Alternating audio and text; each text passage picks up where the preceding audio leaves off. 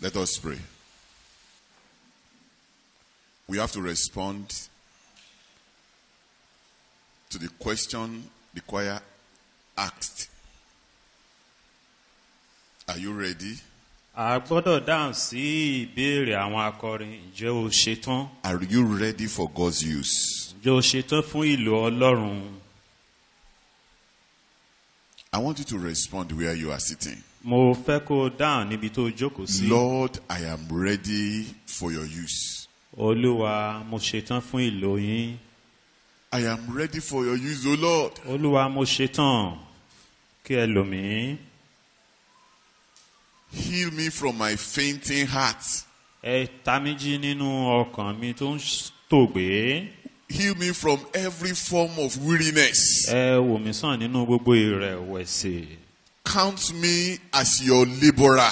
Ẹ kà mí yẹ gẹ́gẹ́ bí alágbàro yín. As your true laborer. Gẹ́gẹ́ bí alágbàṣe ní tòótọ́. Lord, I am quietly asking this, O Lord. Olúwa, mò ń béèrè fún èyí ní That when you are looking at your laborer, nígbà tí ẹ bá ń wo àwọn alágbàṣe yín. my life also will be included. Èmi ayé mi pẹ̀lú yóò sì wà níbẹ̀. Find me useful for your kingdom, O Lord. Ẹ mú mi yẹ fún ìjọba ọ̀run Olúwa. Make me a disciple indeed, O Lord. Ẹ ṣe mí ní ọmọ ẹ̀yìn ní tòótọ́ Olúwa.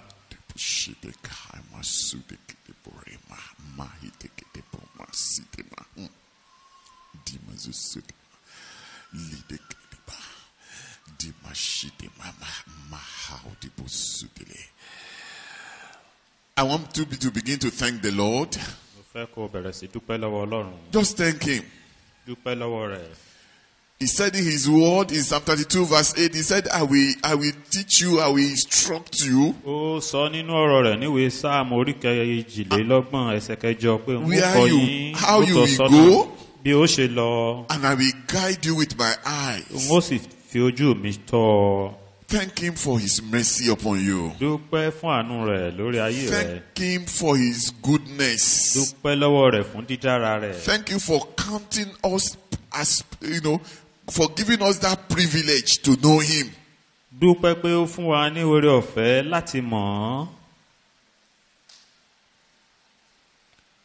In Jesus' name we pray. Ní orúkọ Jésù ni a gbàdúrà. Amen. Àmín. Amen. Àmín. Praise the Lord. Hallelujah. How can God find a man to be usable? Báwo ni Ọlọ́run ṣe ń rí ènìyàn fún àmúyẹ fún How lílò? can a man be usable for God's work? Báwo lèèyàn ṣe lè wúlò fún iṣẹ́ Ọlọ́run? What are the criteria God normally look for? Kí ni àwọn àgbékalẹ̀ tọ́lọ́run máa ń wò? That you will say, yes, this fellow is okojú òṣùwọ̀n. Pé this one measure up to standard. Those are the things we will be looking this morning. We just want to look at one of them.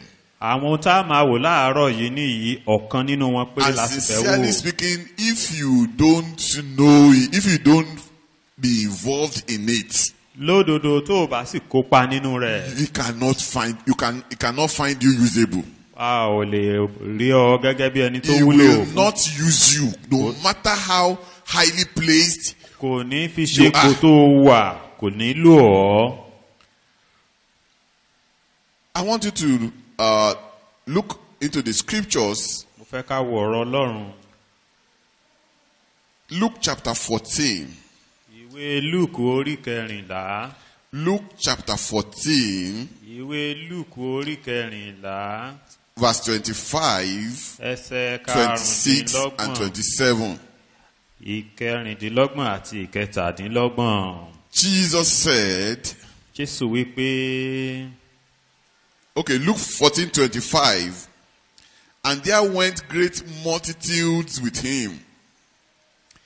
And he turned and said unto them, if any man come to me and hate not his father and mother and wife and children and brethren and sisters, yea, and his own life also, he cannot be my disciple. And whosoever does not bear his cross and come after me cannot be my disciple. And I want to tell us, Mo fẹ́ sọ fún wa, if you cannot be his disciple, tó o bá lè jẹ́ ọmọ ẹ̀yìn rẹ̀, you cannot make his kingdom. o ò lè déjọba ọ̀run rẹ̀. You cannot be committed. No work can be committed into your Kò hands. síṣẹ́ kankan tá a lè gbélé ẹ lọ́wọ́. God will count you as an irresponsible person. A rí ọ gẹ́gẹ́ bí ẹni tí kò And the wúlò. kingdom of God is not for irresponsible people. Ìjọba ọ̀run ò sì sí fáwọn tí ò wúlò. If Jesus said cannot, Tí Jésù bá ní kò lè yẹ, and you are still saying use me Lord, tó o sì ń sọ pé Olúwa lò mí, and the criteria that he has given àwọn ojú òṣùwọ̀n tó gbé is not sílẹ̀ there, kò sí níbẹ̀. sorry, Jọ̀ọ́, he cannot, commit himself unto you. kò lè gbé ara rẹ̀ fún ọ. In John chapter 2 verse 24 and 25, Nínú ìwé Jòhánù orí kejì, the Bible said, ẹsẹ̀ and Jesus kẹrìnlélọ́gbọ̀n did not commit himself unto men because he knew all men. ó ní Jésù Kristi kò fi ara rẹ̀ fún àwọn ènìyàn nítorí ó mọ gbogbo ènìyàn. And verse 25 said, Ẹsẹ̀ karùndínlọ́gbọ̀n and wípé he needed not that any should testify of man, kò wá kí ẹnikẹ́ni kí ó jẹ́rìí because ènìyàn he knew what was a man. nítorí ó mọ ohun tí ó ń bẹ nínú wọn. Jesus knew the people he normally commits himself to. Jésù mọ àwọn tó máa ń fi ara rẹ̀ fún. Those are his disciples. Àwọn tó jẹ́ ọmọ ẹ̀yìn rẹ̀. People that are ready to walk with him. Àwọn tó ṣetán láti bá rìn. People that are ready to submit to him. Àwọn tó ṣetán láti jọ̀wọ́ ara To wọn. obey him. Láti gbọ́ràn sí lẹ́nu. And to walk in his principles. Àti láti rìn nínú àwọn ìlànà rẹ̀. For those ones. Fún àwọn náà, fún àwọn yẹn. He said, lo, Ó ní wò ó. I am with you Mo wà pẹ̀lú rẹ. till the end of age. Títí dé òpin ayé. Praise the Lord. Hallelujah. And I'm happy Mo láyọ̀ that I am one of them. pé mo jẹ́ ọ̀kan nínú wọn. What of you, my brother? Ìwọ ńkọ́ arákùnrin mi. What of you, my sister? Ìwọ ńkọ́ arábìnrin mi. Are you one of us? Ṣó ìwà lára wa. Praise the Lord. Hallelujah. So we want to look at this thing called commitment this morning. A fẹ́ wo ohun yìí tí a ń pè ní ìfarajìn yìí lówùúrọ̀ yìí. Commitment Ìfarajìn to him. sí Commitment to the Lord Jesus. ìfarajìn fún Jésù Olúwa. We are committed to many things. Àwọn ọ̀pọ̀ nǹkan la farajìn fún. In as much as you have life within you, Níwọ̀n ìgbà tó bá sì ń mí, anyone breathing ẹnikẹ́ni tó bá is sì committed mí, to many things. ọ̀pọ̀ nǹkan ló ń farajìn fún. But if you want to get committed to Christ, Ṣùgbọ́n tó bá fẹ́ farajìn fún Kristi, there are conditions àwọn àgbékalẹ̀ wà that God actually laid down for us. tí Ọlọ́run ti gbé kalẹ̀ fún wa.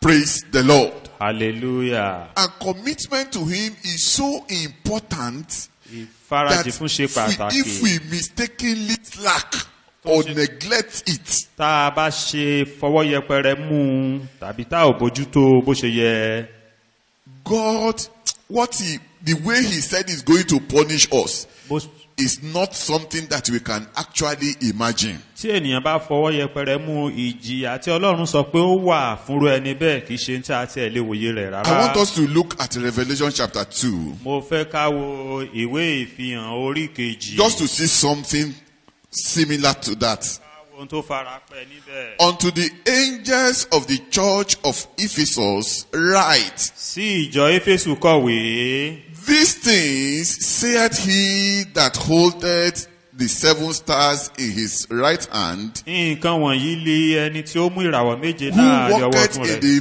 midst of the 7 golden candlesticks. tí ó rìn láàrin ọ̀pá wúrà fìtílà I méje náà know thy wípé, works and thy labor and thy patience, and how cannot bear them which are evil, and thou hast tried them which say they are apostles and are not, and hast found them liars, and has borne and has patience, and for my name's sake has labored and has not fainted. èmi mọ iṣẹ́ rẹ àti làálàá rẹ àti ìfaradà rẹ àti bí ara rẹ kò ti gba àwọn ẹni búburú àti bí ìwọ sì ti dán àwọn tí ń pe ara wọn ní àpọ́stélì tí wọn kì í sì ṣe bẹ́ẹ̀ wò, tí ìwọ sì pé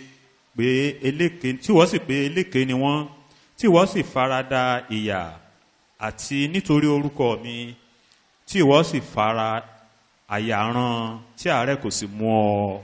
Look at verse 4. ẹ wo ẹsẹ̀ kẹrin. Nevertheless, I have somewhat against thee, ṣùgbọ́n èyí ni mo rí wí sí ọ, because thou hast left thy first love. pé ìwọ ti fi ìfẹ́ rẹ ṣáájú sílẹ̀. Remember, therefore, from whence thou art fallen, rántí ibi tí ìwọ gbé ti and ṣubú, repent, kí o sì ronúpìwàdà, and do the first kí o sì works, ṣe iṣẹ́ ìṣáájú. or else I will come unto thee quickly, bí kò ṣe bẹ́ẹ̀ èmi ó tọ̀ ọ́ wá kíákíá, and will remove thy candlestick out of his place, except thou repent. èmi ó sì yọ ọ̀pá fìtílẹ̀ rẹ kúrò ní ipò rẹ̀, bí kò ṣe pé ìwọ bá ronúpìwàdà. When God talked like this, nígbà tí Ọlọ́run bá sọ̀rọ̀ báyìí, each time I read this portion, ìgbàkúgbà tí ń bá ka ìbálá yìí, my heart normally quakes. ọkàn mi máa ń ṣe gìrìrì. Because if you look at this church, tí a bá wo ìjọ yìí, Ephesus, Éfésù yìí, they have, in fact, if you want to score them, you will score them 99% correct. tí a bá fẹ́ fún wọn ní máàkì, a ó ní wọn méjì lókù kí wọ́n gba 100 tán. But God said, because of the one that is still remaining, ṣùgbọ́n Ọlọ́run sọ pé nítorí ẹyọ kan tó sì ṣẹ́kù, I will rubbish all the good things that you have done. pé gbogbo iṣẹ́ rere tó ti ṣe máa parẹ́. Because that one is so essential. nítorí ẹyọ kan yìí ṣe pàtàkì. And what is that thing? kí ni nǹkan náà? The first love. ìfẹ́ àkọ́kọ́. When we talk of the first love, nígbà tí a bá sọ nípa ìfẹ́ we are àkọ́kọ́, talking of the commitment to Him. à ń sọ nípa ìfarajìn fún. When you see a couple, tí a bá rí ọkọ àtìyàwó you know, that just married, tí wọ́n ṣẹ̀ fẹ́ra wọn, the commitment to one another ìfarajìn wọn síra wọn will be so great. yóò máa ń pọ̀ jọjọ. That is the first love. ìfẹ́ àkọ́kọ́ nìyí, Will be so great. yóò pọ̀ jọjọ. The wife will not want to offend the husband. ìyàwó ò ní fẹ́ ṣe ọkọ, The husband will want to please the wife by all means. ìyá ọkọ náà yóò fẹ́ tẹ́ ìyàwó lọ́rùn ní gbogbo ọ̀nà. Commitment ìfarajìn is what we shall be looking for at this morning. òun la máa wò ní òwúrọ̀ It is yìí. quite an indispensable ingredient ó jẹ́ ohun èròjà tí a ò lè sọnù in becoming the disciple of the Lord nínú Jesus. dídi ọmọ lẹ́yìn Kristi. Is indispensable. kò ń ṣe ohun tó a gbọ́dọ̀ sọnù, a ò gbọ́dọ̀ wá tì. What is not there? kí ló ṣẹlẹ̀ níbí? Get other things. ẹ wá ohun gbogbo yòókù jọ. Live a non-correct life, a truthful life. You are very truthful. They are all good. gbogbo ẹ̀ ló dára. But once commitment is not there, ṣùgbọ́n tí ìfarajìn ò bá ti sí níbẹ̀, you cannot be his disciple. o ò lè jẹ́ ọmọ ẹ̀yìn rẹ̀. And that is exactly what he said where we just read. òun náà ló sọ níbi tá a ti kọ́kọ́ kà yìí. In that verse 20, from that 25 of Luke chapter 14. ní Lúùkù orí 14 ẹsẹ̀ 26. 16 àti 17. That if any man will come to me ṣé tí ẹnikẹ́ni ó bá tọ̀ mí wá and hate not his father, tí kò sì kórìíra his bàbá mother, his rẹ̀, wife, his children, and his ìyá sisters, and his ìyàwó own arákùnrin life àti arábìnrin also, rẹ̀ àti ayé rẹ̀ pẹ̀lú he cannot kò lè jẹ́ be my disciple. ọmọ ẹ̀yìn mi. So this thing is so important eléyìí ṣe pàtàkì that you cannot just wave it aside. tó ṣe pé a ò lè pátì sẹ́gbẹ́ kan. It is like trying to bake cake ó dàbí ẹni pé a fẹ́ ṣe àkàrà òyìnbó kéèkì and you don't have flour. a wà ní ìyẹ̀fun fúláwà. How easy will it be? báwo ni ó ṣe rí ṣó rọrùn So when we are talking, say, I want to bake cake. pé mo fẹ́ ṣe kéèkì o. The first thing that comes to mind is what? ohun kìíní tí ó wà Flour. sọ́kàn ni fúláwà. Bí commitment ṣe rí nìyẹn. That is how commitment is.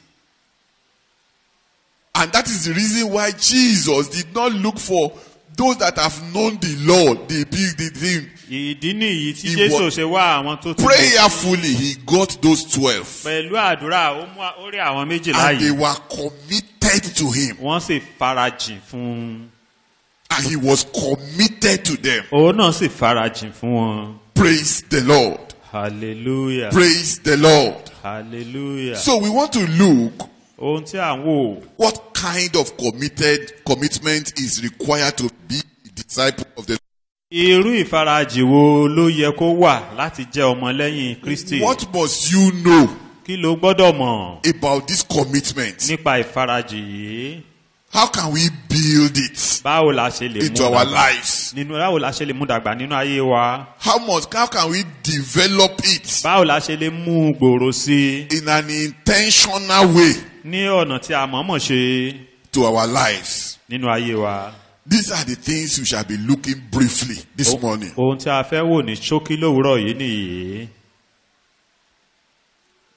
Our leader, our elders in faith, àwọn àgbà wa nínú ìgbàgbọ́. they have discovered that it is not the weakness of the church. kì í ṣe It is not the àbùkùjọ weakness that causes church to die. pé kì í ṣe àbùkùjọ ló jẹ́ kó kú. It is not weakness that causes church to die. pé kì í ṣe weakness. Weakness. kì í ṣe àìlera ìjọ ló jẹ́ kó kú. Thank you. It is not weakness that causes church to die, kì í ṣe àìlera ìjọ ló jẹ́ kó kú. but lack of commitment. ṣùgbọ́n àìfarajìn ni That is what normally causes church to be weak. òun náà ló ń jẹ́ kí ìjọ ṣàìsàn. It is not weakness that causes church to die, kì í ṣe àìlera ló ń jẹ́ kí ìjọ kú. but lack of commitment bí kò ṣe àìfarajìn. is what makes church to be weak. àìní ìfarajìn ìjọ òun ló ń jẹ́ So kó if you see a dálá rẹ̀. church tí a bá rí ìjọ that the workers are not committed, tí a rí àwọn òṣìṣẹ́ ibẹ̀ tí wọ́n ò farajìn. one thing will be very, very evident. ohun kan ni yóò farahàn jù. There will be a conclusion in the heart of anyone that passes by. ẹnikẹ́ni tó bá ń kọjá lọ yóò ti mọ̀ ní ọkàn rẹ̀ pé The church is weak. pé ìjọ yìí kò kún tó kò And lágbára it's tó. because certain people that are supposed to do certain things refuse to do it. ìní tó sì fà ojú pé àwọn kan tó yẹ kí wọ́n ṣe àwọn nǹkan kọ̀ọ̀kan wọ́n kọ̀ láti ṣe wọ́n. We must realize that as a disciple, ó gbọ́dọ̀ yé wa pé gẹ́gẹ́ bí ọmọ we lẹ́yìn are committed to Sunday service. a farajìn fún ìjọsìn ọjọ́ ìsinmi. We are committed to Sunday school. a gbọ́dọ̀ farajìn fún ẹ̀kọ́ ọjọ́ ìsinmi. We are committed to midweek services. a gbọ́dọ̀ farajìn fún àwọn ìpàdé àárín ọ̀sẹ̀. And we are committed to use our spiritual gifts a sì for gbọ́dọ̀ the body farajìn of Christ. láti lo ẹ̀bùn ẹ̀mí wa fún àpéjọpọ̀ àwọn ọmọlẹ́yìn.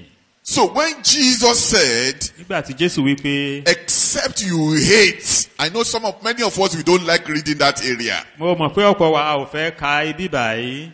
I know some of us don't like reading that area. mo mọ̀ pé ọ̀pọ̀ wa ò fẹ́ láti ka ibi. Bro, Shino, Call the man by your side and give me my sample. Bring it. Is there? Okay, thank you. I want to demonstrate to us briefly Mo fẹ́ fi hàn wá lówùúrọ̀ yìí ní ṣókí what we call commitment to ohun Christ. tí a ń pè ní ìfarajìn fún Kristi. This jar that you are seeing, Àwọn bíi fi tá à ń wò yìí, this jar you are seeing in my hand èyí tá à ń wò lọ́wọ́ wọn yìí, is the life of a believer. ó jẹ́ ìgbé ayé onígbàgbọ́. Before he gives his life to Christ, Kó tó fi ayé rẹ̀ fún Kristi, he has several activities that he has been going through. ó ní àìmọye ojúṣe tó ti ń báyìí tó ń là kọjá. All these stones that you are seeing, Àwọn òkúta kọ̀ọ̀kan tí à ń wò yìí, they are the activities. àwọn náà ni ojúṣe tó ń ṣe. We have the family affairs. Ọ̀rọ̀ mọ̀lẹ́bí, You have to, do some sports activity. o gbọ́dọ̀ ṣeré ìdárayá, You have to go to work. o gbọ́dọ̀ lọ ibi iṣẹ́, You have to go to play. o gbọ́dọ̀ lọ ṣeré, You have to visit a friend. o gbọ́dọ̀ bẹ ọ̀rẹ́ wò, You have to study your book. o gbọ́dọ̀ kàwé. Can these things still contain more? Ṣó sì lè gbà sí bó ṣe rí yìí? I want you to answer me. Mo fẹ́ ká dáhùn. Cannot contain any other thing again. Kò lè gba nǹkan kan So mọ́. before we came to Christ, Ká tó wá sọ́dọ̀ Kristi, our life is already filled. ayé wa ó ti kún báyìí. We are already made up. A ti di ẹni tá a fẹ́ dà. We have all these things, all these activities, they are very, very needful. Àwọn ojúṣe wọ̀nyí gbogbo rẹ̀ ló ṣe pàtàkì. They are very, very needful. Wọ́n yẹ láti ṣe wọ́n. Amidst several other things, Láàárín ọ̀pọ̀ nǹkan mìíràn, we chose them. a yàn wọ́n Very valuable activity. tó jẹ́ ẹni tó ṣe pàtàkì. Of course, we must visit our family. A gbọ́dọ̀ bẹ bí wa wò. We must do sports. A gbọ́dọ̀ ṣeré ìdárayá. We must go to work, A gbọ́dọ̀ lọ bí iṣẹ́. and the rest like that Àti bẹ́ẹ̀ bẹ́ẹ̀ lọ. is filled up. Ó kún. When we come to Jesus, Ìgbà tá a wá tọ̀ Jésù wá, Jesus also has his own activity. Jésù náà ní àwọn ojúṣe tirẹ̀ There are spiritual activities tó jẹ́ ti ẹ̀mí that we must do tí a for gbọ́dọ̀ us ṣe to grow. fún wa láti dàgbà. And how and these are his own activities. Àwọn ojúṣe tirẹ̀ nìyí. So how do we put these activities Báwo la ṣe mú àwọn ojúṣe wọ̀nyí? inside our life and it will not split over? Báwo la ṣe fi sínú ayé wa tí kò sì ní dànù? So what do we do? Kí la ó ṣe? Yomi, what do you think you can do? If we want to put all these things inside this place, Tí a bá fẹ́ kó èyí tó wà níbí sínú eléyìí tó ti kún yìí, we evacuate. It means you want to evacuate your family.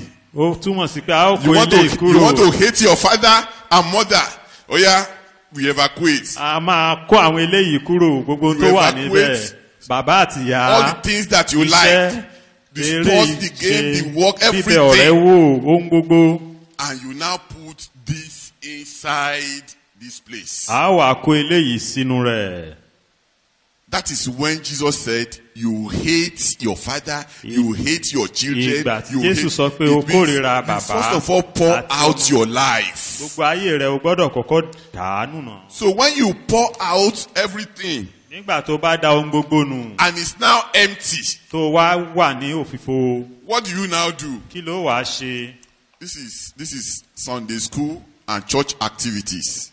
Ẹ̀kọ́ ọjọ́ ìsinmi àti ojúṣe nínú ìjọ nìyí. This is leadership training they normally do.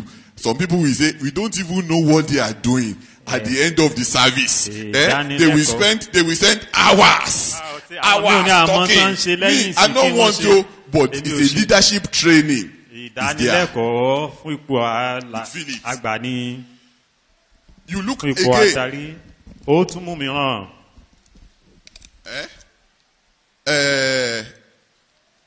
What other activities do we have in the church? Midweek services, Bible study. So you feel everything here. So when you feel it, and it's filled, then any other thing that you feel is necessary among your choice value, you can now put it inside. Praise the Lord. Hallelujah. That is commitment. You first of all pour out your life. And you allow him to feel it first. It is called your first love. It is irrespective of whatever in life. God's work is not second choice. It is not an option. It's supposed to be the first choice. And that is what Jesus is teaching us. Unless you first of all hate, you cannot add heavy load on top of already settled heavy load. You will not be able to do it well. What I have just said is called the Stephen Covey theory. If you want to serve God, you serve him with the whole of your heart. And for you to serve him with the whole of your heart, at a point in your life, you have emptied everything and you put God in front.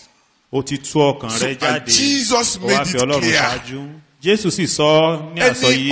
Any other route, any other way, the fellow cannot be my disciple. You cannot. So it is important for us to know that we get committed to him. Jesus first in everything. If we do such, we will be wise in our decision. And we will be like that the church at Ephesus that have actually repented and allow the first love to take preeminence. And this is the principle by which the early disciples they imbibe and they walk in. Somebody, Peter said, you know that story now. The man that ran to Jesus and said, everything I have been doing right from my childhood. I have kept every commandment. Right from my childhood. Bible said, and Jesus looked him. I said one thing. One thing. That one thing. The Bible said, and the man turned away miserable. That means it's difficult to empty everything.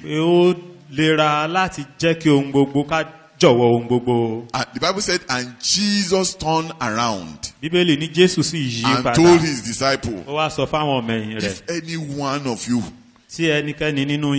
if anyone does not hate his father, his mother, his children, his this, that, he cannot, such a person cannot be my disciple. kó jẹ́ ọmọ lẹ́yìn So when mi. we are saying we are disciples of the Lord, Tí a bá ní a jẹ́ ọmọ lẹ́yìn Olúwa, have we, let's search our heart, have we actually done this? ẹ jẹ́ ká wo ọkàn wa, ǹjẹ́ a ti ṣe èyí nítòótọ́? What are the things that is a must come first before any other thing that is spiritual?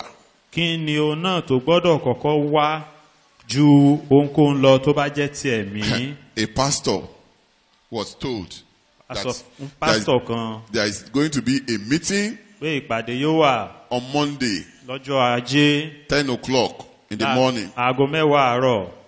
I said, Ó ní hà. 10 o'clock in the morning, Aago 10 àárọ̀. my Monday morning, I don't go out. Láàárọ̀ ọjọ́ Ajé tèmi o, mi ò kì í jáde. I normally use it to sleep and rest. Mo máa ń lò láti sùn àti láti sinmi ni. You can put it in any other day, Ẹ lè fi sọ́jọ́ mìíràn o. but for me, Ṣùgbọ́n mi o, Monday, ọjọ́ Ajé yìí, forget it. ẹ gbàgbé ẹ̀.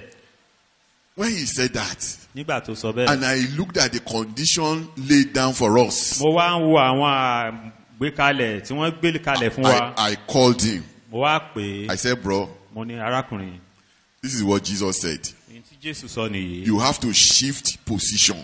Ẹ gbọ́dọ̀ sún ipò tẹ́ wà yẹn. In as much as you know that this meeting is a must, is a spiritual, you have to shift your own ground. Nígbà tẹ́ ti You mọ̀. have to deny yourself of that sleep. Níwọ̀n ìgbà tẹ́ ti mọ̀ pé ìpàdé yìí ó ní í ṣe pẹ̀lú ti ẹ̀mí, ẹ gbọ́dọ̀ ṣe ara yín nípa oorun tẹ́ fẹ́ sùn yìí. And thank God, this brother take heed of to this advice and he changed. A dúpẹ́ pé arákùnrin yìí gbọ́ ó sì yí padà. This is the way the early disciples they walked. Bí àwọn ọmọ ẹ lẹ́yìn bí wọ́n ṣe Many ń times ṣiṣẹ́ nìyí. when you look at the life of even Apostle Paul, Tí a bá wo ìgbé ayé Apostle Paul pẹ̀lú, the same way bákan náà in 1 Corinthians chapter 9, ní Kọ́ríńtì kìíní orí 9. let's look at verse 16. Ẹ jẹ́ ká wo ẹsẹ̀ 13. He said, for though I preach the gospel, I have nothing to glory of, for necessity is laid upon me. Yea, woe is me if I preach not the gospel. Ó ní nítorí pé mò ń wàásù ìhìnrere, èmi kò lé ohun tí èmi ó fi ṣògo, nítorí pé àìgbọ́dọ̀ má ṣe wà lórí mi, àní mo gbé bí èmi kò bá wàásù For ìhìnrere. if I do this thing willingly, Pé tí mo bá ṣe nǹkan yìí I tinútinú, have a reward. mo lé èrè kan. But if against my will, Ṣùgbọ́n bí kò ṣe a tinútinú, dispensation of the gospel is committed unto me. àní a fi iṣẹ́ ìrìjú lé mi lọ́wọ́. Verse 18. Ẹsẹ̀ 18. What is my reward then? Kí ni èrè mi? Verily that when I preach the gospel, I may make the gospel of Christ without charge, that I abuse not my power in the gospel. Though I be free from all men, yet I have made myself servant unto all, that I might gain the more. Ǹjẹ́ kí a lè èrè mi pé nígbà tí mo bá ń wàásù ìrere Kristi fúnni láì ní ìnáwó, kì í ṣe kí èmi kí ó má ṣe lo agbára mi nínú ìrere ní kíkún. Nítorí bí mo ti jẹ́ òmìnira kúrò lọ́dọ̀ gbogbo ènìyàn, mo sọ ara mi di ẹrú gbogbo wọn, kí èmi kí ó lè jèrè pípọ̀ sí i. So what is commitment? Kí ni ìfarajì? It is, the Wikipedia said, it is the quality of dedication to something. Ó ní ó jẹ́ àmì ìfarajì fún ohun kan. Being dedicated to something. Ká farajì fún ohun kan, ká yára wa sọ́tọ̀ fún ohun kan. But you will not catch it well.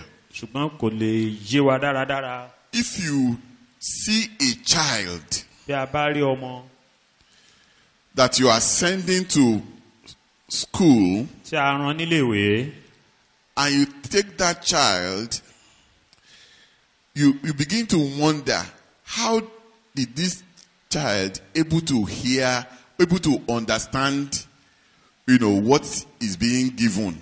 pé is being taught. ọmọ tí a rán nílé ìwé yìí yóò máa yà wá lẹ́nu pé báwo ló ṣe ń yé Within ohun tí wọ́n ń kọ́ nílé ìwé within few days or weeks, láàrin ọ̀sẹ̀ àbí you ọjọ́. will see him, learning many things. a ó rí tí yóò ti kọ́ ọ̀pọ̀ nǹkan And the parents will be happy. inú àwọn òbí yóò sì dùn. How did this child be able to know what is being taught? báwo ni ọmọ yìí ṣe mọ ohun tí wọ́n ń kọ́ yìí? Two very things are very, very important. ohun méjì kan ṣe pàtàkì. You will notice that many a times the teacher will give the child assignments to do at home. a ó rí i pé ní ọ̀pọ̀ ọgbà olùkọ́ yóò fún ní iṣẹ́ àmúrelé pé kó ṣe é tó bá délé. That tomorrow morning you are submitting this assignment. tó bá ti di àárọ̀ ọ̀la o máa gba iṣẹ́ yìí lọ́wọ́ yín. And if you don't submit, you are going to be punished. pé tí o bá sì ṣe é máa fìyà jẹ ọ́. And if you get it, you are going to receive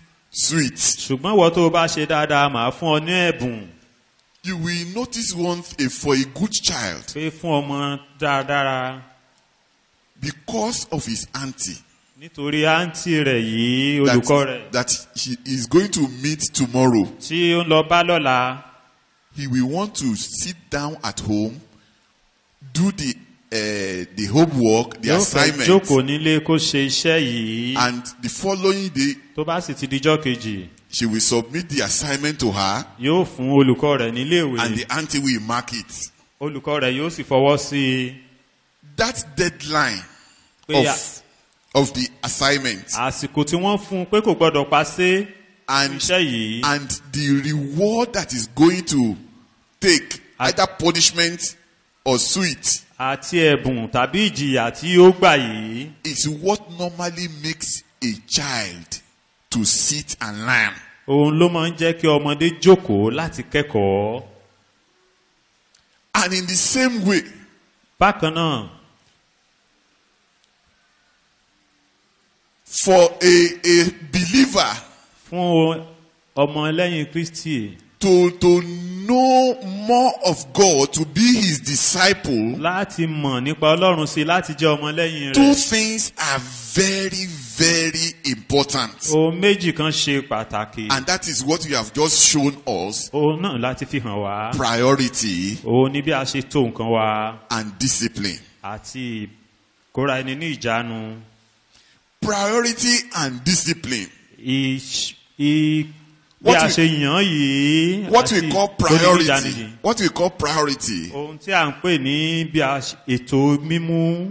is top value. What you value most ohun tí a among all other things. òun náà ni ohun tó jọ wá lójú jù lọ tó kún wa lójú jù nínú ohun gbogbo tí a ní. So that priority, ìgbà mìíràn ètò yìí when you mix that priority tí a bá pàdé rẹ̀ tí a bá fẹ́ yàn with discipline, pẹ̀lú ìdára is what makes you to be committed.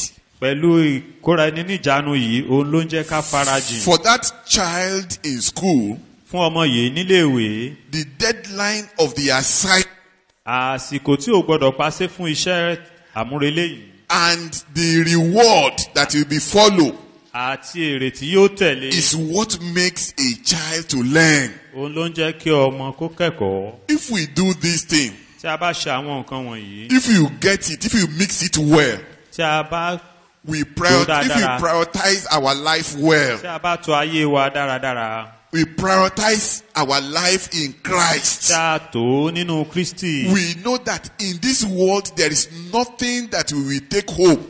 a mọ̀ pé kò sí nǹkan kan láyé And yìí no tí a ó matter lọ the number of years we spend on earth, kò sì ní fi ṣe bí a ṣe pẹ́ tó láyé no matter the number of certificates that we get, kò ní fi ṣe bí ìwé ẹ̀rí wa ṣe pọ̀ tó it has no value in eternity. kò ní ìtumọ̀ kankan ní ìjọba ọ̀run. Once we know that we have to start preparing for eternity from here, nígbà tá a ti mọ̀ pé a gbọ́dọ̀ mọ we múra sílẹ̀ fún have ìjọba ọ̀run láti no bí. option than to follow the dictates of the Lord Jesus Christ. a ò ní ọ̀nà àbáyọ mìíràn ju ká tẹ̀lé àgbékalẹ̀ Jésù Kristi lọ. The way Jesus wants us to live before we can actually be a candidate of heaven. bí Kristi ṣe fẹ́ ká gbé ìgbé ayé wa ká tó jẹ́ ọmọ What ọ̀run. we must do and what we must not do. ohun tí a gbọ́dọ̀ ṣe àti ohun tí a ò gbọ́dọ̀ ṣe. We must be able to ensure that we discipline our priority. a gbọ́dọ̀ rí i dájú pé a kóra wa ní ìjánu As nínú a ohun tí a matter ó of yàn fact, ìjánu. as a matter of fact, discipline is what normally drives our priority. ìkóra ẹni níjánu yìí ohun gan ló ń tọ́ni bí a ó ṣe yàn. Another way I can also illustrate it. bí mo tún ṣe lè ṣe àlàyé rẹ̀ ni pé When you see common salt, tí a bá rí iyọ̀ I know all of us we know common salt. gbogbo wa la mọ̀ iyọ̀. The people that know chemistry, àwọn tó mọ̀ ẹ̀kọ́ chemistry science, they will tell you that it's called sodium chloride. wọ́n á sọ fún wa pé sodium chloride ni wọ́n ń pè é. The sodium is not the chloride, wọ́n á sọ fún wa and chloride is not the sodium. wọ́n ó sọ fún wa pé They sodium are yóò kì í ṣe two chloride o. distinct elements. pé àti chloride wọ́n yàtọ̀ síra wọn. But when they come in contact tí wọ́n bá wá papọ̀ in a medium ní ibì kan and they mix well, tí wọ́n wá papọ̀ dáradára they give us a compound called sodium chloride. wọ́n ó fún wa ní ohun kan tí wọ́n ń pè ní sodium chloride. And that one is very sweet. èyí sì wá dùn. It's what we use every day. òun là ń lò lójoojúmọ́. Praise the Lord. hallelujah. So those two elements, àwọn ẹ́límẹ̀ǹtì méjì yìí whenever they are together, ìgbàkúgbà tí wọ́n bá wà papọ̀ they produce a compound that we for us. They One- produce a compound for us. wọ́n ń pèsè wọ́n ń di ohun kan fún wa. In like manner, bákan náà priority that we talk àní ètò yíyàn tí a sọ yìí and discipline, àti ìkóra ẹni níjàánu tí a when sọ those two elements, nígbà tí àwọn méjèèjì when they meet together, tí wọ́n bá pàdé they give us what we call commitment. òun náà ni yóò wá fún wa ní So ìfarajì. commitment is a compound form in you pé ìfarajì yìí ó from, jẹ́ ohun kan from the nínú rẹ mixing of priority nípa ètò yíyàn and discipline. àti ìkóra ẹni níjàánu. You will see how if you just look at the life of our Lord Jesus Christ. tí a bá wo ìgbé ayé Kristi Olúwa wa It's a life that is driven by discipline. ó jẹ́ ìgbé ayé tí a darí rẹ̀ disciplined nípa life. ìkóra ẹni níjàánu. A great while before the day, kí ilẹ̀ tó mọ́ you see him praying. a ó rí Kristi ó ń gbàdúrà. Every day he goes out to win souls. lójoojúmọ́ ló ń jáde láti jèrè ọkàn. Every day he demonstrates, he teaches us more about the kingdom of God. lójoojúmọ́ ló ń kọ́ wa sí i nípa ìjọba ọ̀run. Every of his, sayings, every of his talk Gbogbo is ọ̀rọ̀ about the kingdom of God. nípa ìjọba ọ̀run The ni. kingdom of God is like this. ìjọba ọ̀run The rí kingdom báyìí. of God is like this. ìjọba ọ̀run ó rí báyìí. And he did it in a disciplined ó way. sì ṣe é ní ọ̀nà tí ó tọ́ ni. And the disciple also, they follow suit. àwọn ọmọ ẹ̀yìn rẹ̀ náà sì ṣe bákan náà gẹ́gẹ́. But if you have not prioritized your life, ṣùgbọ́n tí a ò bá tí ì ṣe ètò ayé rẹ̀ I cannot leave this mi ò lè fi eléyìí lẹ̀ o fún eléyìí for God's assignment. fún iṣẹ́ I Ọlọ́run. cannot leave this for God's mi ò lè assignment. fi eléyìí lẹ̀ fún iṣẹ́ Ọlọ́run. Excuse me, jọ̀wọ́ you are not yet in tune. o ò tí ì débẹ̀. You are not yet in tune. o ò tí ì wà ní ìlànà yìí. Jesus said, such a person Jésù ní irú ẹni bẹ́ẹ̀ cannot be my kò disciple. lè jẹ́ ọmọ ẹ̀yìn mi. Your quiet time is so essential. àsìkò ìdákẹ́rẹ́ ọ̀rọ̀ ṣe You pàtàkì. cannot play with it. o ò gbọ́dọ̀ fi ṣeré. In Matthew chapter 6 verse 19. ní ìwé Mátì orí kẹfà ẹsẹ̀ Matthew kọkàndínlógún. chapter 6 verse 19. Mátì orí kẹfà ẹsẹ̀ The Bible said, kọkàndínlógún. lay not up for yourselves Ó ní ẹ- treasures upon earth, ó ní ẹ má tò ìṣúra jọ fún ara yín ilé ayé. where moth and rust does corrupt, níbi tí kòkòrò àti ìpáàrà and ìbàjẹ́ where thieves break through and steal. àti níbi tí àwọn olè runlé tí wọ́n sì What is jáde. the Lord Jesus Christ trying to do here? Kí ni Kristi ń gbìyànjú àti ṣe He níhìn? was trying to give them comparison Ó ń ṣe àfiwé fún wọn between the earthly possessions nípa ohun ìní ayé and the one in heaven. àti èyí tí ó wà ní ọ̀run. Because we have to compare Nítorí a gbọ́dọ̀ ṣe àkàwé and then decide ká sì wá ṣe ìpinnu. which one do we want to go? Which area would you want to fall in? Ibo ló fẹ́ yà sí nínú méjèèjì yìí? But Jesus now advised in verse 20, Jésù wá gbìyànjú. but lay up for yourselves treasures in heaven, Ó ní ṣùgbọ́n ẹ tò ìtura jọ fún ara nílé where ọ̀run. neither moth nor rust does corrupt, Níbi tí kòkòrò àti ìpáàrà kò lè and where bàjẹ́. thieves do not break through nor steal. Àti níbi tí àwọn olè kò lè runlẹ̀ kí wọ́n sì wọlé kí wọ́n Verse sì jalè. 21, for where your treasure is, there will your heart be also. Ẹsẹ̀ kọkànlélógún wípé nítorí níbi tí ìṣúra yín bá gbé wà níbẹ̀ lé ọkàn yín yóò wà pẹ̀lú. If you invest your time Tí o bá lo àsìkò rẹ or your treasure lórí ohun ìní in rẹ something, lórí ohun kan value will follow. yóò ní iye lórí. Anything you invest your time in, Ohunkóhun tó o bá ti ń run àsìkò rẹ lé lórí value will follow. yóò ní iye. And when you now prioritize that value, Nígbà tá a bá wá ṣe ètò iye tó níye it cannot be equal to things of the kingdom. kò wá lè dọ́gba pẹ̀lú àwọn nǹkan tí ọ̀jọba ọ̀run. So Jesus taught this clearly, Jésù kọ́ èyí yanjú that we must prioritize, our life. pé a gbọ́dọ̀ ṣe ètò ayé wa.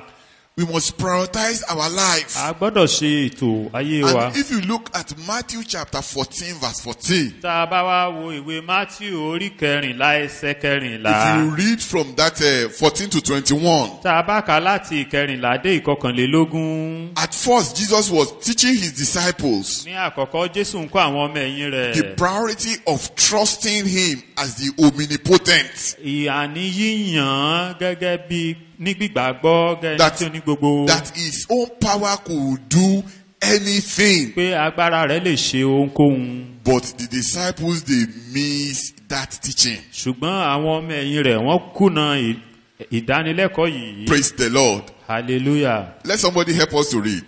Kẹ́nìkan ràn wá lọ́wọ́ láti kà Matthew á. chapter 14 verse 14. Mátíù orí kẹrìnlá ẹsẹ̀ And kẹrìnlá. Jesus went forth. Yes. Yes.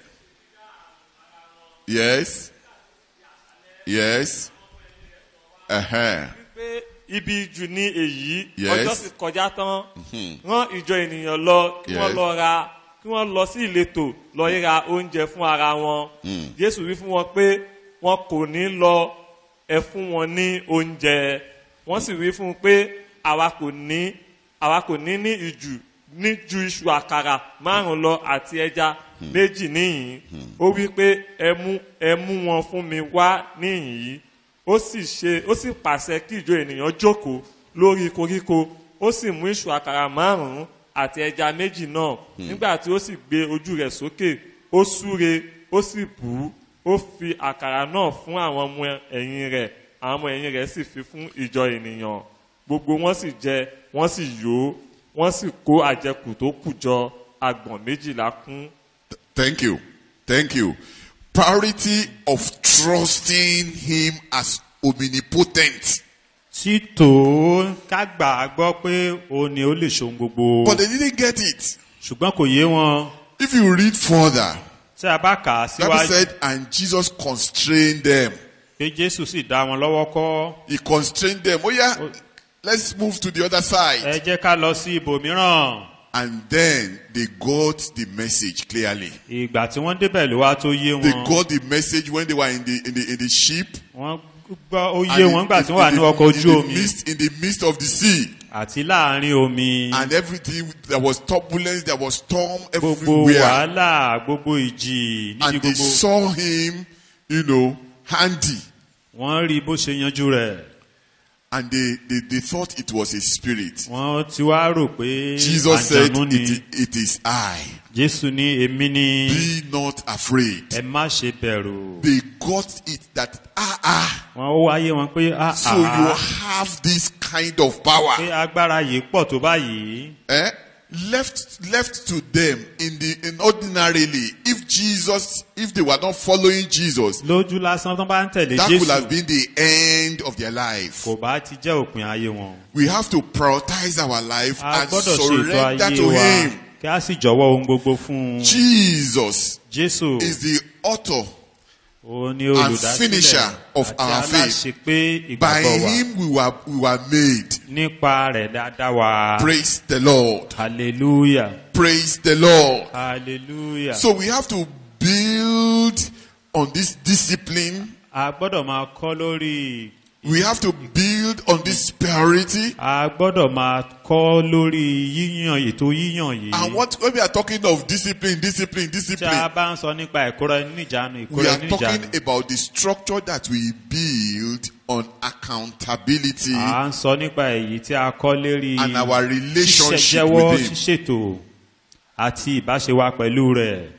Accountability and our relationship with Him. Ṣíṣírò ojúṣe wa àti ìbáṣewà pẹ̀lú rẹ̀. Each of them can grow independently, Méjèèjì lè dàgbà lọ́tọ̀ọ̀tọ̀. but when we continue in them, Ṣùgbọ́n tí a bá tẹ̀síwájú nínú wọn, they wọ́n á merge. ó papọ̀, They merge wọ́n ó tarapọ̀, and give us a character wọ́n ó wà fún wa ní ìwà. that you can almost say that if it is brother so, Tí a you lè sọ pé- cannot do this kind of a thing. Arákùnrin wa báyìí báyìí báyìí kò lè ṣe báyìí. And when they go and find this, the issue, they Nígbà tí find wọ́n bá lọ yanjú actually wá that ìdí ọ̀rọ̀ yìí, testimony is correct of him. wọ́n á rí i pé lódodo kò sí níbẹ̀. This sister cannot do that kind of a thing. Arábìnrin wa kò lè ṣerú And then nǹkan báyìí. when they scrutinize and look very well, Nígbà they tí wọ́n discover bá wá that wò ó, actually she cannot do that kind of a thing. Wọ́n á rí i truly. pé lódodo kò lè ṣerú nǹkan So bẹ́ẹ̀. our discipline in the Lord Ìkóra ẹni níjàánu wa nínú Olúwa. gives behavioral backbone Òun náà ló ń fún wa ní and àgbérò ìwà and tí à ń hù endurance in Him. àti ìfaradà nínú rẹ̀. So it is then that the Lord Jesus can commit Himself unto us. Ìgbà náà ni Jésù lè fara rẹ̀ jìn fún wa. He knows that we are His, Ó mọ̀ pé tiwa tí òun la jẹ́. and we can relate freely with Him. A sì lè bá ṣe bí a ṣe We can fẹ́. have a robust relationship with Him. A lè ní ìbáṣe tó dán mọ́rán. A relationship that is driven by discipline. Èyí tó jẹ́ wípé ìkóra ẹni níjàánu ló ń ṣe atọ́kùn rẹ̀. So it is very important for you and I. Ó ṣe pàtàkì fún ìwọ àti èmi. Whether we live unto the Lord, Bóyá a gbé fún and Olúwa. whether we die unto the Bí Lord. a sì kú pẹ̀lú a kú fún Whether Olúwa. we live, therefore, or die, we are the Lord's. Bóyá yè àbá a kú tí We are Olúwa ni wá. His. Tirẹ̀ la sì jẹ́. Praise the Lord. Hallelujah. So we must cultivate that habit. A gbọ́dọ̀ fi ìwà yìí sí ojúṣe. It is not just that we wishful thinking. Kì í ṣe tó kàn máa I wù will ní be lọ́kàn. committed. I will be committed. Ẹ̀mí ó farajìn, ó farajìn. There are structures we must build in our lives. Àwọn àgbékanlẹ̀ kan wà tí a gbọ́dọ̀ kọ́ And sínú ayé wa. that structure must be enduring. Ó sì Holy gbọ́dọ̀ jẹ́ Spirit èyí must tí ó help pẹ́. us. Ẹ̀mí mímọ́ gbọ́dọ̀ ràn wá lọ́wọ́ pẹ̀lú. That we build our lives, that we make our character. Èyí tí yóò mú ayé wa dúró.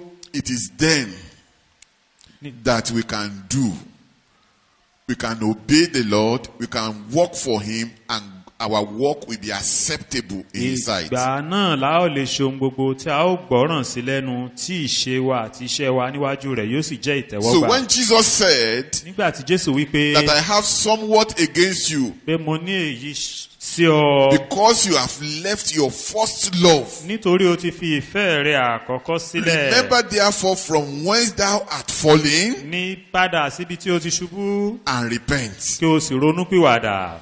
You cannot build on old character. O ò lè kọ́ lórí ìwà àtijọ́. You cannot bring new activity Ìwà tuntun o ò lè gbé wá. and build it inside already filled life. Kó wá kọ́ sórí ayé tó ti kún tẹ́lẹ̀. You will discover that you will be rising and falling. Ó rí i pé òun ṣubú òun dìde ni. This is what God told them. Ohun tọ́lọ́run sọ fún wọn ni. Remember where thou art fallen. Rántí ibi tí o ti Or ṣubú. else I will come unto thee quickly Bí bẹ́ẹ̀ kọ́, mo tọ̀ wá kíákíá. and remove thy candlestick out of his place, Mo sì yọ fìtílà rẹ kúrò ní ipò rẹ̀. except thou repent. Bí kò bá ṣe pé ìwọ bá ronúpìwàdà. Brethren, Ará, are we ready to repent? ṣá ṣetán láti ronúpìwàdà. If you have not been committed unto him, Tí a ò bá tí ì farajìn fún committed unto the Lord Jesus Christ. farajìn fún Jésù Olúwa. From what we have read here, Láti ibi tí a ti kà is níyì. quite different from commitment to man. Ó yàtọ̀ sí ká farajìn If fún I am ènìyàn. to be committed unto you, Tí ó bá jẹ́ pé kí n farajìn fún ọ.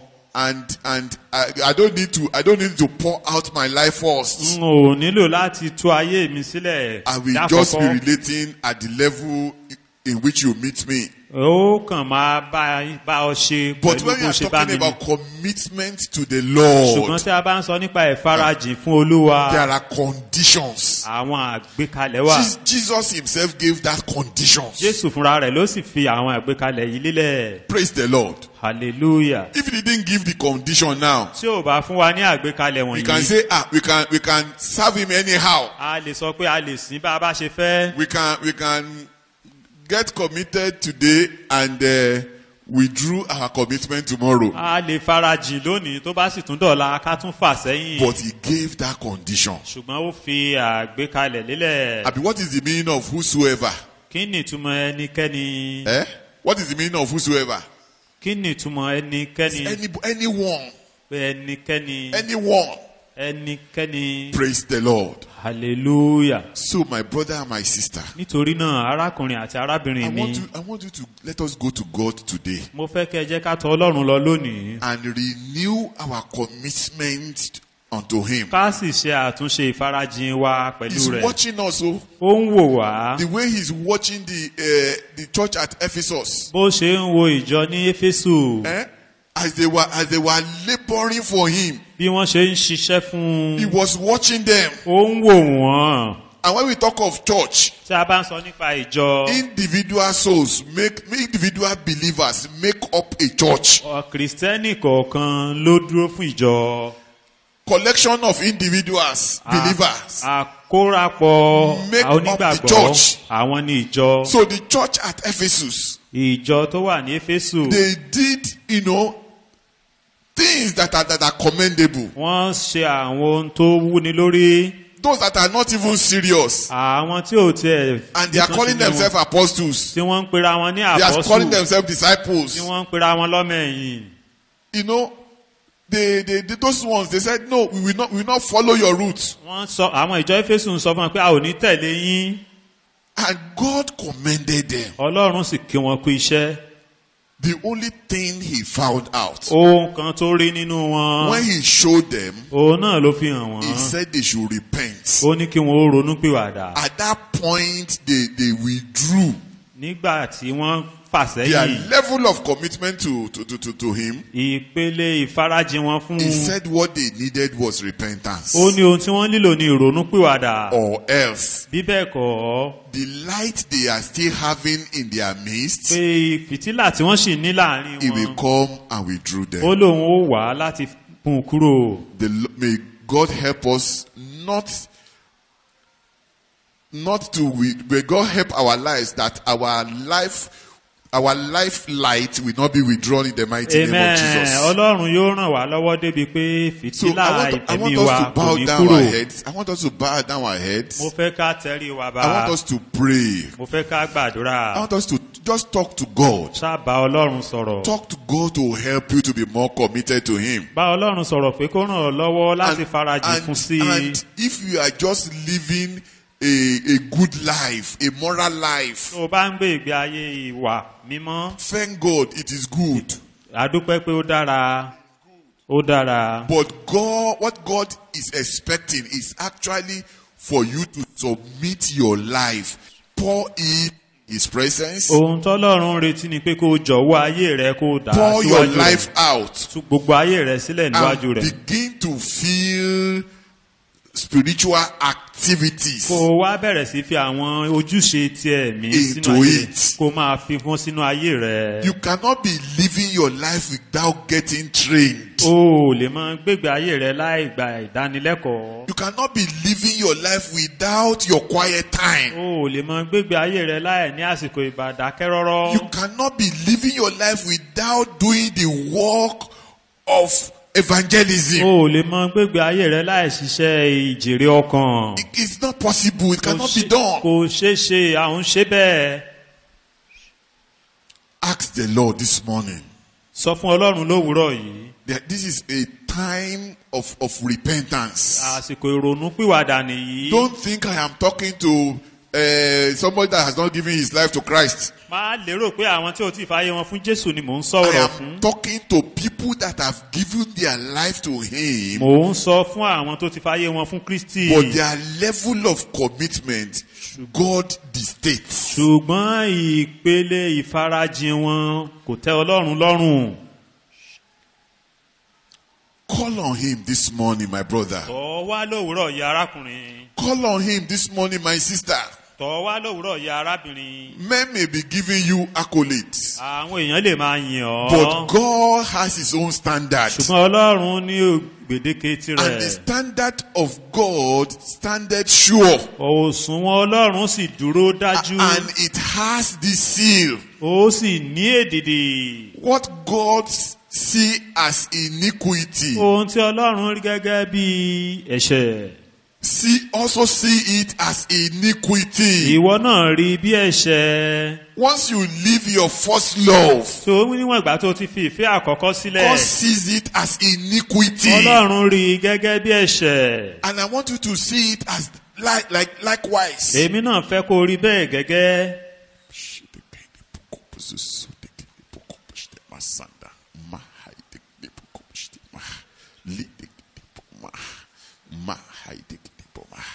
Are you a disciple indeed?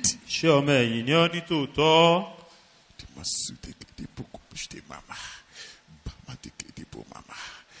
Or people are just because you have been going to church virtually every Sunday. Àbí torí pé o ti ń lọ sílé And people ìjọsìn lọ́jọ́ ọjọ́ ìsinmi. and people are calling you a disciple. Àwọn èèyàn wá ń torí ẹ̀ pè ẹ́ lọ́mọ ẹ̀yìn. Do you meet the criteria for being a disciple? Ǹjọ́ ní àmúyẹ ọmọ ẹ̀yìn ní tòótọ́ bí? Cry unto God this morning. Ké pe Olúwa lówùúrọ̀ yìí. There is a help for us. Ìrànwọ́ wà fún wa. There is a help for us. Ìrànwọ́ kan wà fún wa. Hebrews chapter 4 verse 16, he said, let us come boldly unto the throne of grace, Ó ní ẹ jẹ́ ká wá pẹ̀lú ìgboyà wá sí ibi that iṣẹ́ we may ògo. obtain Ká lè gbà mercy, àánú. that we may obtain grace. Ká lè rí oore ọ̀fẹ́ gbà. Let us come to the throne of grace, that we may obtain mercy Ẹ jẹ́ ká wá síbi ìtẹ́ oore ọ̀fẹ́ and ká lè find rí àánú grace gbà. in time of need. Ká sì rí oore ọ̀fẹ́ gbà. I ní want you to àsìkò. call on Him this morning. Mo fẹ́ kó o pè lówùúrọ̀ yìí. Is He here? Ó wà níbí. Is He here? Ó wà níhìn-ín. Lord, help me. Olúwa ràn mí lọ́wọ́. Help me to be disciplined in prioritizing my life. Ràn mí lọ́wọ́ kí n lè tó ayé mi pẹ̀lú Cry unto the Lord. ìkóra ẹni níjà ẹnu. What is actually hindering some of us Ké pe Olúwa, kí ló ń dí ọ lọ́wọ́? is the inability to prioritize. Àìlè ṣètò ayé wa ni. And for such, God said, cannot. Fún irú Be my ẹni bẹ́ẹ̀ disciple. Olúwa ní wọn ò lè. Call on Him. Wọn ò lè pè é. Ask for mercy. Béèrè fún àánú. Ask for forgiveness. Béèrè fún oore ọ̀fẹ́. He is here to do it for us. Yóò ṣetán láti ṣe fún wa. In the name of Jesus. Lord, remasite kedipo mama mama mama mama mama mama mama mahite kedipo ma busude kedipo kumshte musude mama. In the name of Jesus, ye makai de busude ma. I hope you are praying. mo lérò pé ò ń gbàdúrà. I hope your own life is not like a seed that is thrown among the thorns. mo lérò pé ayé rẹ kò dàbí irúgbìn tí a sọ sí inú ẹ̀gún.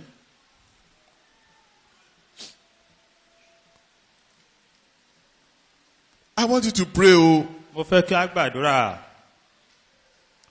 that you will love you and commit yourself. You don't make commitment that, Lord, I'm loving you more. ó ṣe Ever than ìfarajì before. pé olúwa mo fẹ́ràn rẹ sí i.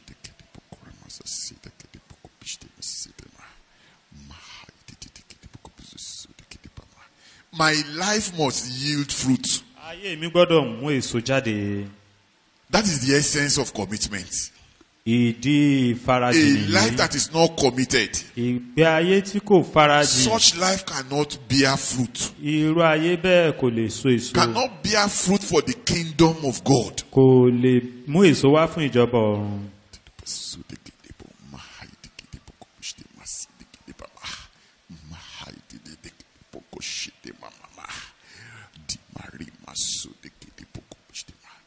Let's begin to round up our prayers. ẹ jẹ́ ká máa bẹ̀rẹ̀ sí mú àdúrà wá sí ìparí. Let's begin to round up. Let's thank him. ẹ jẹ́ ká dúpẹ́ lọ́wọ́ rẹ̀. Let's thank him. ká dúpẹ́ lọ́wọ́ rẹ̀. In Jesus' name we pray. amen. ní orúkọ jésù ni a gbàdúrà. Father, King of glory, we ask, O Lord, that in your mercy, you will expand this in our individual hearts, that we will return to our first love with you, in the mighty name of Jesus. Lord, as we have repented, Lord, we pray, accept us and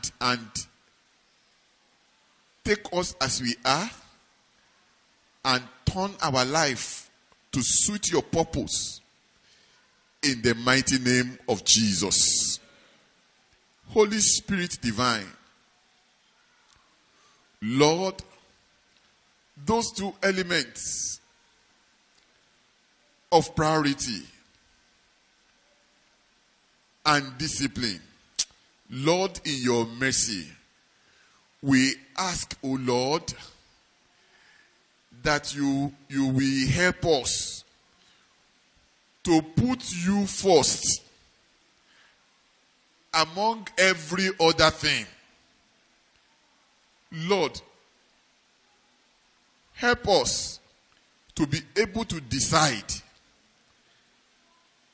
and by this commitment, by this decision, in the mighty name of Jesus. Lord, we don't want to be a disciple that at the end of the day, that in your kingdom,